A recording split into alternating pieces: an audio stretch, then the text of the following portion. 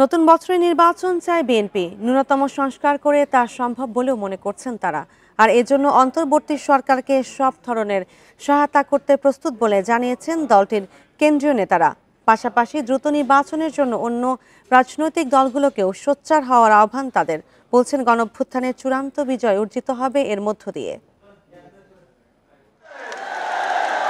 BNP রাষ্ট্র ক্ষমতার বাইরে 18 বছরেরও বেশি দীর্ঘ সময় সুষ্ঠু ভোটের দাবিতে ধারাবাহিক আন্দোলনে ছিল তারা।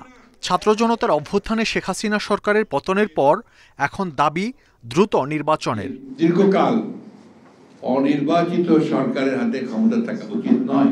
অন্তর্বর্তী সরকার সংস্কার প্রশ্নে সময় চাইলেও এ নিয়ে কালক্ষেপণ চাইছে না বিএনপির কেন্দ্রীয় নেতারা।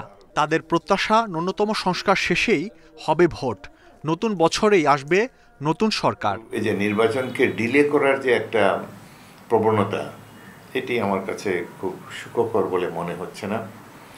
জনগণ, বাংলাদেশের জনগণ, সংগ্রামী জনগণ, এখন তারা দল গড়ার চেষ্টা করছেন। Most welcome. তারা এই দল নিয়ে নির্বাচনে অংশগ্রহণ করুক। তারা যদি অধিকাংশ আসনে বিজয়ী হয়ে আসে, নিশ্চয়ই তাদেরকে আমরা ওয়েলকাম করব। কিন্তু চয়েসটা জনগণকে দিতে হবে। জনগণকে নসিহত করার দরকার নেই। জনগণ জানে কিভাবে ভোট দিতে হবে।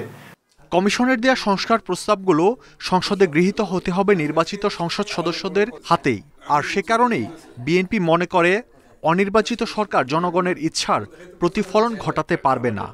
নির্বাচনের ব্যাপারে ঐক্যবদ্ধ থাকতে হবে। এখানে দ্বিমতের তো কিছু নাই।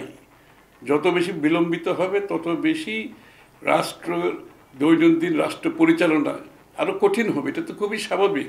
তো সংস্কার তো হবে সংসদে, এবং সরকার হবে জনগণের মতামতের পরিপ্রেক্ষিতে, এবং জনগণের কাছে রাজনৈতিক দলগুলো তাদের সংস্কার প্রস্তাব নিয়ে যাবে, ম্যান্ডেট নেবে, তারপরে সংসদে পাশ করবে।